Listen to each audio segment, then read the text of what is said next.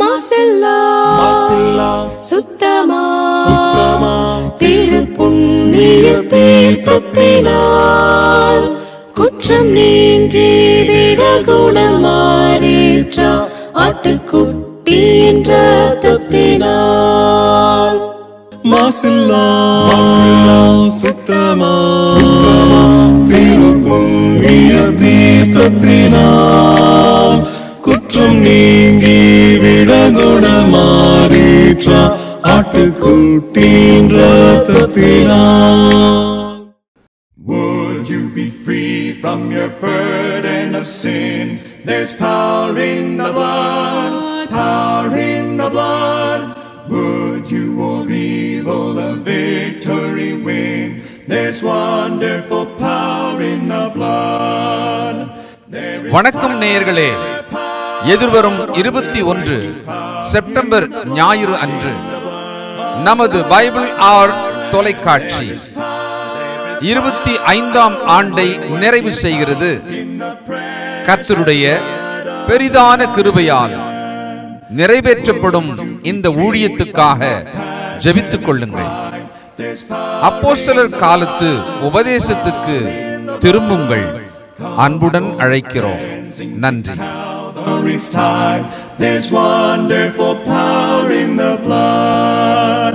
There is power, wonder-working power in the blood of the Lamb. There is power, wonder-working power in the precious blood of the Lamb. பிதாவாகிய தேவனுக்கும் நமது ஆண்டவராகிய இயேசு கிறிஸ்துவுக்கும் பரிசுத்த ஆவியானவருக்கும் இப்பொழுதும் எப்பொழுதும் சதா காலங்களிலும் மகிமை உண்டாயிருப்பதாக. நாம் யாவரும் தேவனை மகிமைப்படுத்தும்படியாக உற்சாகமாக பாடி தேவனை துதித்து அவருடைய நாமத்தை மகிமைப்படுத்துவோமாக. பாடல்களை வழிநடத்தத்தக்கதாக நம்மத்தில் இருக்கிற அன்பு சகோதரர்களை முன்னுக்கு வரும்படி அன்போடு அழைக்கிறேன். எல்லாருக்கும் மாவுன்னத கர்த்தாதி கர்த்தரே, கர்த்தாதி கர்த்தரே, மெய்யான தேவ மனிதர் நீர் வாழ்க வாழ்க வாழ்க வாழ்க வாழ்க வாழ்க வாழ்க நீர் வாழ்க இயேசுவே. வெண்ணில் பிரதானியான நீர் பகைஞர்க்காகவே பகைஞர்க்காகவே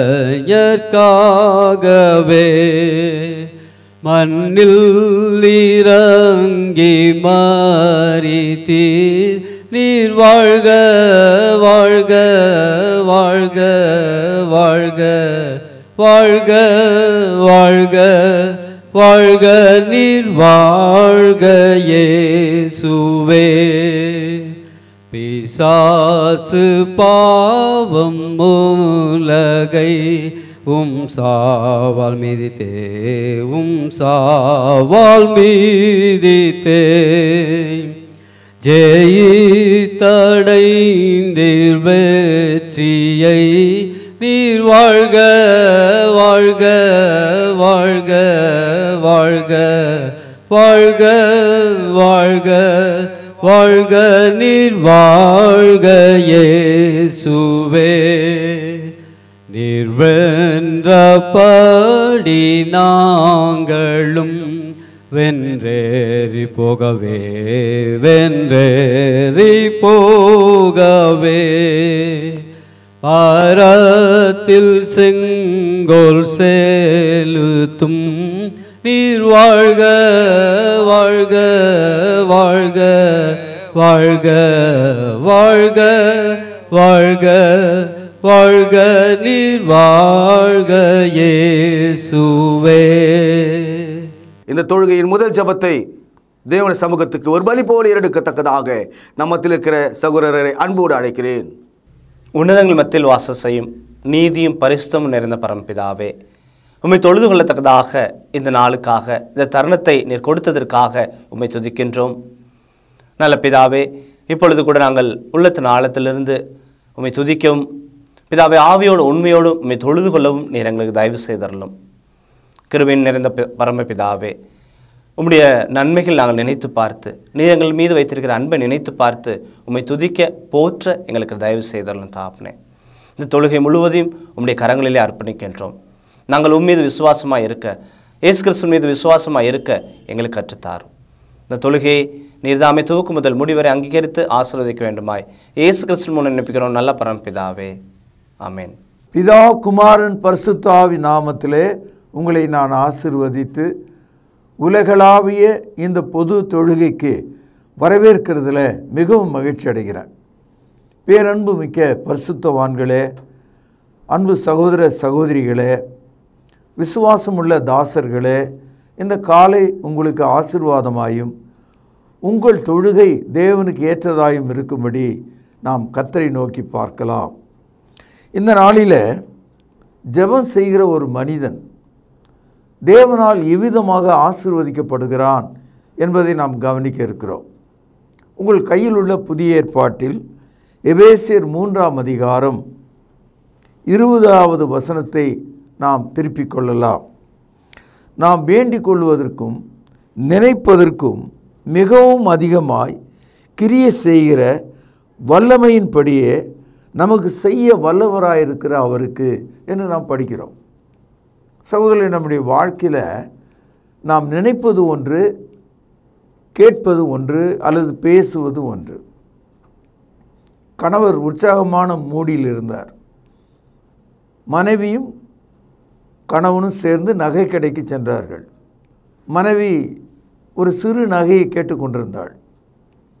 அந்த கணவன் அதை வாங்கி கொடுக்க சம்மதம் தெரிவித்தார். இருவரும் அதை வாங்கி கொண்டு வீட்டுக்கு வரும்போது மனைவி தன்னுடைய இருதயத்திலிருந்து இன்னொரு கருத்தை சொன்னார். நான் இந்த நகையை எதிர்பார்க்கவில்லை, அதை விட பெரிதாக அந்த கல் வச்ச அந்த கம்பலை தான் நான் எதிர்பார்த்தேன் அப்படின்னு சொன்னார். உடனே கணவர் சொன்னார், நீ அங்கேயே சொல்ல வேண்டியதானே, என்னிடத்தில் போதுமான பணம் இருக்கிறது, அதை நான் உனக்கு வாங்கி கொடுத்திருப்பேனே என்று அவர் சொன்னார். இப்படிப்பட்ட ஒரு சம்பவம் நம்முடைய வாழ்க்கை முழுவதும் ஏதோ ஒரு வகையில், ஏதோ ஒரு உதாரணம் நம்முடைய வாழ்க்கையில் நடக்குது. அதாவது மனசில் நம்ம நினைக்கிறது ஒன்று, விரலால் காட்டுவது ஒன்று, அல்லது வாயால் பேசுவது ஒன்று. மனிதன் யானையை மனதில் நினைத்து கொண்டு பூனையை குறித்து பேசி கொண்டிருப்பான். அதாவது நாம் வேண்டிக் கொள்வதற்கும் நினைப்பதற்கும் மிகவும் அதிகமாய். ஏன்னா கேட்கிறது ஒன்று, நினைக்கிறது ரொம்ப பெரியது. இவ்வளோ பெரிதான ஒரு விசாலமான ஆசீர்வாதத்தை தேவன் நமக்கு வைத்திருக்கிறார். ஒரு பழமொழி உண்டு, ஒரு மனிதன் தன்னால் இயன்றதை கொடுப்பான், ஆனால் ஒரு பேரரசன் தன்னால் இயன்றதை கொடுப்பான். தேவன் தம்மால் இயன்றதை கொடுப்பார். இந்த மூன்று விஷயங்களில் ஒரு மனிதன் கொடுப்பது எவ்வளவு, ஒரு பேரரசன் கொடுப்பது எவ்வளவு, தேவன் கொடுப்பது எவ்வளவு என்று நீங்கள் கணக்கிட்டு பார்க்க வேண்டும். A man can give what he can give, a king can give what he can give, but God can give what your prayer can ask. உன்னுடைய ஜெபங்களில் நீங்கள் எவைகளை கேட்பீர்களோ எல்லாவற்றையும் தேவன் கொடுக்க சித்தமுள்ளவராயிருக்கிறார். சமயத்தில் ஜெபம் பண்ணுகிற ஒரு மனிதனை நம்முடைய மனதால் காட்சிப்படுத்தி பாருங்கள். Think about a man praying. அவன் எப்படி ஜெபம் பண்ணுகிறான் என்று பாருங்கள். எபேசியர் 3ஆம் அதிகாரம் 15வது வசனம். நம்முடைய கர்த்தராயிருக்கிற இயேசு கிறிஸ்துவினுடைய பிதாவை நோக்கி முழங்கால் படியிட்டு. சகோதரர்களே, இந்த கால்கள் நடப்பதற்காக இருக்கிறது, நம்முடைய முழங்கால்கள் கீழ்ப்படிவதற்காக இருக்கிறது. கேவலம் ஒரு போலீஸ் ஸ்டேஷனில் கூட ஒரு குற்றவாளி முழங்காலில் நிற்கிறத நம்ம பார்க்குறோம். சில சமயங்களில் நம்முடைய வீடுகளில் நம்முடைய பிள்ளைகளை அடக்குவதற்கு முட்டி போடு என்று சொல்லுகிறோம். ஒரு மனிதன் முட்டி போட்டால் அவனுக்கு எந்த அதிகாரம் இல்லை என்று பொருள். இங்கே அந்த காட்சியை நாம் பார்க்கிறோம். 15வது வசனம். நம்முடைய கர்த்தராய் இருக்கிற இயேசு கிறிஸ்துவினுடைய பிதாவை நோக்கி முழங்கால் படியிட்டு. தேவ சமூகத்தில் முழங்கால் படியிட்டு இருக்கிற ஒரு மனிதனை நீங்கள் பார்க்கிறீர்கள். அநேக சமயங்களில் நாம் வேண்டிக் கொள்வதற்கும் நினைப்பதற்கும் மிகவும் அதிகமாக நமக்குள்ளே கிரியை செய்கிற வல்லமுள்ள அவரை நோக்கி நாம் முழங்கால் படியிட வேண்டும். நாம் முழங்கால் படியிடும்போது தேவ சித்தம் செய்கிறவளாய் முழங்கால் படியிட வேண்டும். பரிசுத்த ஆவிக்குள்ளே உத்தம இருதயத்தோடு நாம் முழங்கால் படியிட வேண்டும். எபேசியர் 1வது அதிகாரம் 16வது வசனம், நீங்கள் அவருடைய ஆவினாலே உள்ளான மனுஷனில் வல்லமையாய் பலப்படவும். Be filled in the Spirit of God. பரிசுத்த ஆவிக்குள்ளே நிறைந்தவர்களாக. எப்பொழுது நம்முடைய இருதயத்தில் பரிசுத்த ஆவியானவர் இருக்கிறாரோ அப்பொழுது நாம் தேவனுடைய சித்தம் செய்கிறோம். Not my will but thine will. என்னுடைய சித்தம் அல்ல உம்முடைய சித்தம் என்று சொல்கிறோம். என் அன்பு சகோதரர்களே, இந்த காலையில் உங்கள் தொழுகையில் நீங்கள் முழங்கால் படியிட்ட மக்களாகவும் உள்ளான மனுஷனில் ஆவினால் நிறைந்தவர்களாகவும் வேண்டிக் கொள்வதற்கும் நினைப்பதற்கும் மிகவும் அதிகமாய் நமக்குள்ளே கிரியை செய்கிற வல்லமையுள்ள தேவனை நோக்கி இந்த காலையில் நீங்கள் திரும்பும்படியாக உங்களை நான் அழைக்கிறேன். சகோதரர்களே, இந்த புதிய ஏற்பாட்டை நாம் படிக்கும்போது ஒரு விஷயத்தை கவனத்தில் வைத்துக்கொள்ளணும். அது என்னன்னு கேட்டால், கிறிஸ்து சபை. இந்த ரெண்டையும் மனசில் வச்சுக்கிட்டு தான் புதிய ஏற்பாடு முழுவதையும் நம்ம படிக்கணும். Christ and the church. அதாவது நாம் வேண்டிக் கொள்வதற்கும் நினைப்பதற்கும் மிகவும் அதிகமாக செய்ய வல்லவராக இருக்கிற அவருக்கு இந்த ஆசீர்வாதம் எங்கேருந்து வருகிறது, அதை எங்கே நமக்கு தருகிறார் என்று கேட்கும்போது சபையிலே. இதை 3ஆம் அதிகாரம் 21வது வசனத்தில் பார்க்கிறோம். சபையிலே. All the blessings are connected in the church. சபையிலே அதை நமக்கு வைத்திருக்கிறார். எபேசியர் 1வது அதிகாரம் 3வது வசனத்தை பாருங்கள். நம்முடைய கர்த்தராகிய இயேசு கிறிஸ்துவின் பிதாவாகிய தேவனுக்கு ஸ்தோத்திரம். அவர் கிறிஸ்துவுக்குள், பேனால் அடிக்கோடிடுங்கள், உன்னதங்களில் உள்ள சகல ஆசீர்வாதங்களினாலும் நம்மை ஆசீர்வதித்திருக்கிறார். All the blessings are in Christ. கிறிஸ்துவுக்குள்ளே எல்லா ஆசீர்வாதங்களையும் தேவன் வைத்திருக்கிறார். எல்லா ஆவிக்குரிய ஆசீர்வாதங்களையும் அங்கே வைத்திருக்கிறார். அவர் நம்மை ஆசீர்வதிக்கிறார். நாம் வேண்டிக் கொள்வதற்கும் நினைப்பதற்கும் மிகவும் அதிகமாக நமக்குள்ளே கிரியை செய்யும்படி அவர் நம்மை ஆசீர்வதித்திருக்கிறார். அதை சபையிலே அவர் வைத்திருக்கிறார். எபேசியர் 1வது அதிகாரம் 22வது வசனம், எல்லாவற்றையும் எல்லாவற்றாலும் நிரப்புகிறவருடைய நிறைவாகிய சரீரமான சபைக்கு அவர் எல்லாவற்றுக்கும் மேலான தலையாக தந்தருளினார். ஆசீர்வாதத்தை ஒரு பாத்திரத்திலே நாம் கேட்கிறோம், ஒரு பையிலே கேட்கிறோம், ஒரு பெட்டியிலே நாம் அதை கேட்கிறோம் என்று வைத்துக்கொள்ளுங்கள். எல்லாவற்றையும் எல்லாவற்றாலும் தேவனால் நிரப்ப முடியும், குறைவில்லாமல் நிரப்ப முடியும். எல்லாவற்றையும் எல்லாவற்றாலும் நிரப்புகிற நிறைவான சபையில் கிறிஸ்து தலையாயிருந்து நம்மை ஆசீர்வதிக்கிறார். நீதிமொழிகள் 10வது அதிகாரம் 22வது வசனம், பழைய ஏற்பாட்டில் 771வது பக்கம். கர்த்தருடைய ஆசீர்வாதமே ஆசீர்வாதத்தை தரும், அதனோடு அவர் வேதனையை கூட்டார். இன்னைக்கு பாருங்கள், இந்த கொள்ளை அடிக்கிற மக்கள் கோடிகளை சுருட்டி கொண்டு ஓடுகிறார்கள். அவருடைய இருதயம் வேதனையில் தான் இருக்கும். எந்த நேரத்தில் அவர்கள் பிடிபடலாம். மனிதர்கள் சம்பாதிக்கிற எல்லா கள்ளத்தனமான பொருட்கள் வேதனை நிறைந்ததாக இருக்கிறது. அதை அனுபவிக்க முடியாமல் அவர்கள் கொல்லப்படுவதை பார்க்கிறோம். எத்தனை அமைச்சர்கள், எத்தனை ஏமாற்று பேர் வழிகள், இந்த நாட்டையே அடித்து உலையிலே போட்டு கொண்டவர்கள் ஒன்றையும் எடுத்துக்கொண்டு போவதில்லை. அவர்கள் வேதனையோடு மறிக்கிறத பார்க்கிறோம். அவன் கையை மட்டும் காட்டுவான், அந்த பணம் அப்படின்னு நினைப்பான், அப்போ செத்து போயிடுவான். அவன் சேர்த்ததெல்லாம் அவனுக்கு கிடைக்காது, அவன் அதை அனுபவிக்கவே முடியாது. ஆனால் கர்த்தருடைய ஆசீர்வாதம் இருக்கிறதே, அது மெய்யான ஆசீர்வாதம். The blessing of God is a true blessing. there won't be a evil or a pain in it. நீதிமொழிகள் 13வது அதிகாரம் 22வது வசனம். நல்லவன் தன் பிள்ளைகளின் பிள்ளைகளுக்கு சுதந்திரம் வைத்து போகிறான், பாவியின் ஆஸ்தியோ நீதிமானுக்காக சேர்த்து வைக்கப்படும். சகோதரர்களே, பெற்றோர்கள் தங்களுடைய பிள்ளைகளுக்கு ஆஸ்தியை விட்டு செல்கிறார்கள். ஆனால் உங்களுக்கு அப்படி ஒரு பெற்றோர் அமையவில்லைன்னா கூட பரவாயில்லை. தேவன் வேறு இடத்துலேருந்து உங்களுக்கு அந்த ஆசீர்வாதத்தை வாங்கி கொடுக்க விருப்பம் உள்ளவராக இருக்கிறார். பாவி இருக்கிறானே, அவனுடைய ஐஸ்வர்யத்தை எடுத்து உனக்கு வழங்குவார். கவனிச்சிங்களா?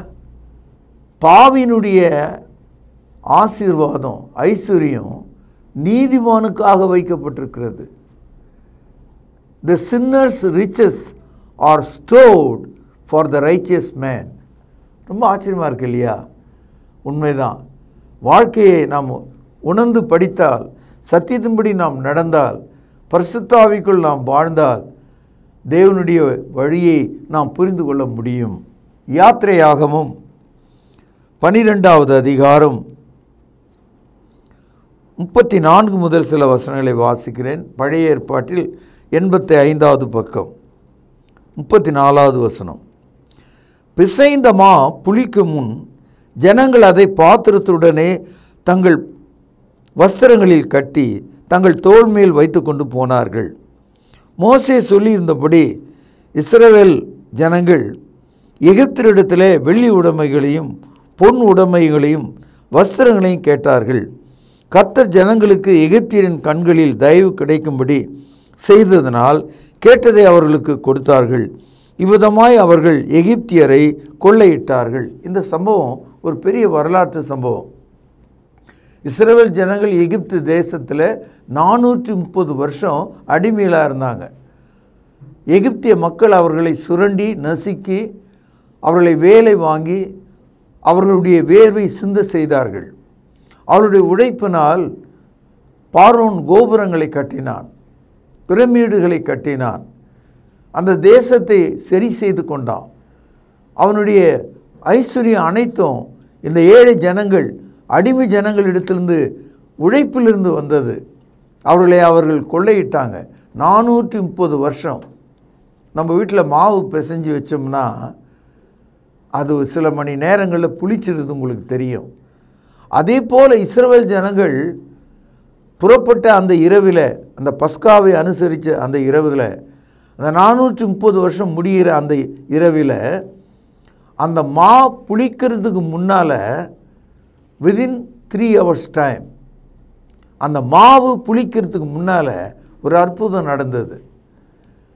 இந்த 430 வருஷம் எகிப்தியர்கள் எவ்வளவு இஸ்ரவேலர்களை கொடுமைப்படுத்தி அவருடைய உழைப்பை சுரண்டினார்களோ, வேலையை திருடினார்களோ, அவர்களால் எல்லாத்தையும் சம்பாதித்தார்களோ அத்தனையும் கழட்டி கொடுக்கும்படி தேவன் அவர்களுக்கு ஒரு அற்புதத்தை செய்தார். வெள்ளி உடைமைகளையும் பொன் உடைமைகளையும் வஸ்திரங்களையும் கேட்டார்கள்.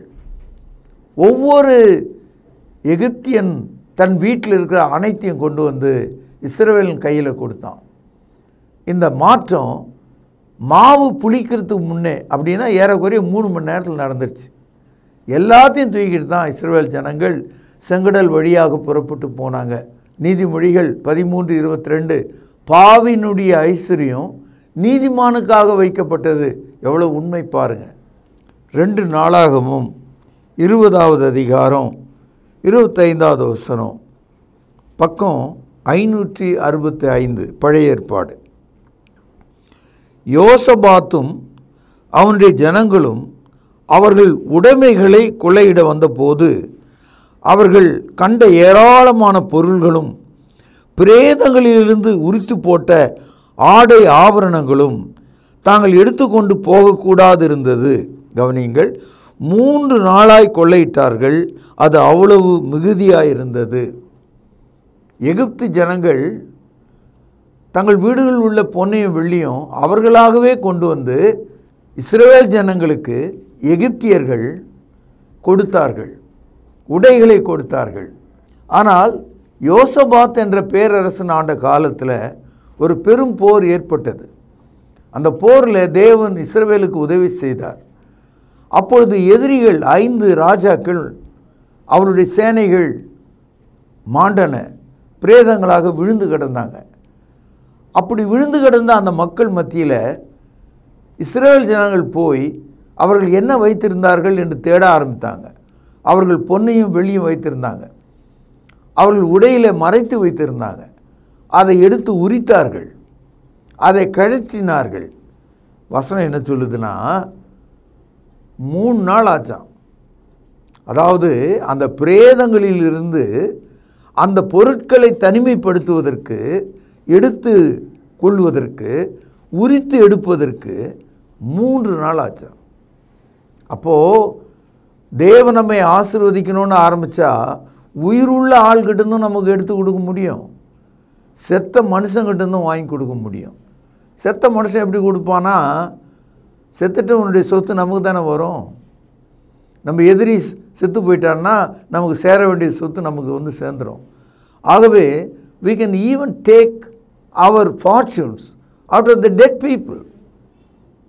யோசபாத்தும் அவனுடைய ஜனங்களும் எல்லா நன்மைகளை உரித்து எடுப்பதற்கு, பிரேதங்களிலிருந்து எடுப்பதற்கு 3 நாள் ஆயிற்று. எவ்வளோ உரிச்சிருப்பான்னு யோசிங்க. ஆகவே நாம் வேண்டிக் கொள்வதற்கும் நினைப்பதற்கும் மிகவும் அதிகமாய் நமக்கு கிரியை செய்ய வல்லவராயிருக்கிற அவருக்கு சபையிலே இந்த ஆசீர்வாதங்களை தேவன் வைத்திருக்கிறார். உபாகமம் 11:10 வசனம், நீ சுதந்திரிக்க போகிற தேசம் நீ விட்டு வந்த எகிப்து தேசத்தைப் போல் இராது. அங்கே நீ விதை விதைத்து கீரை தோட்டத்துக்கு நீர் பாய்ச்சுகிறதைப் போல உன் காலால் நீர் பாய்ச்சி வந்தாய்.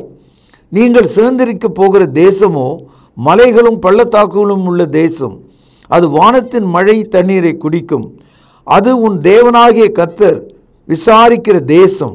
வருஷத்தின் துவக்கம் முதல் வருஷத்தின் முடிவு மட்டும் எப்பொழுதும் உன் தேவனாகிய கர்த்தரின் கண்கள் அதன் மேல் வைக்கப்பட்டிருக்கும். இந்த காட்சியை சற்று எண்ணி பாருங்கள். இஸ்ரவேல் ஜனங்கள் எகிப்திலே அடிமைகளாக இருந்தபோது அவர்களுக்கென்று சொந்தமாக வீடோ நிலமோ இல்லை. அவர்கள் சிறிய சிறிய குடிசைகளில் அவர்கள் குடியிருந்தாங்க. வீட்டுக்கு பின்னால் அவர்கள் குளிப்பதற்காகவும் சிறுநீர் கழிப்பதற்காகவும் ஒரு சிறு பகுதி இருந்தது. அந்த தண்ணீர் கொஞ்சம் தான் தூரம் ஓடும். அந்த உதாரணம் பாருங்கள். காலில் தரையை எவ்வளோ கீற முடியும்? ஒரு மனிதன் சிறுநீர் கழித்தால் அல்லது ஒரு டம்ளர் தண்ணியை ஊற்றினா எவ்வளோ தூரம் ஓடும்? அதில் ஒரு கீரை முளைச்சா எவ்வளோ பெரிய கீரை உருவாகும்? அந்த உதாரணம் கவனிங்க. நீங்கள் காலால் கீரை உருவாக்கினது போல, அந்த நீரை பாய்ச்சினதை போல நீ விவசாயம் செய்தாய். ஆனால் இஸ்ரவேலுக்கு இப்பொழுது ஆண்டவர் சொல்கிறாரு, நீ போகிற தேசம் பாலும் தேனும் ஓடுகிற தேசம், பள்ளத்தாக்குகளும் அற்புதமான விளைபொருள்களும் நிறைந்த தேசம். அங்கே எப்போதும் மழை பெய்து கொண்டு இருக்கும். அந்த தேசத்தில் வருஷத்துக்கு 3 மாதம் விதைப்பு அறுப்பு அப்படின்னு நம்ம சொல்கிறோம் இல்லையா? 2 போகம் 3 போகம்னு சொல்கிறோம் இல்லையா? ஆனால் ஆண்டவர் சொல்கிறாரு, தமது ஜனத்துக்கு 365 நாளும் வருஷம் முழுவதும் அந்த தேசத்தை நான் ஆசீர்வதிப்பேன். கர்த்தருடைய கண்கள் அந்த தேசத்தின் மீது இருக்கிறது என்று சொன்னார். இன்றைக்கும் நம்ம வீடுகளில் விதை விதைத்து அறுவடை பண்ணால் அது 3 மாதம் ஆகும், 6 மாதம் ஆகும். ஆனால் ஒவ்வொரு நாளும் தேவனுடைய கண்கள் நம் மீது இருக்குமானால் ஒவ்வொரு நாளும் நமக்கு ஆசீர்வாதமாக இருக்கும்.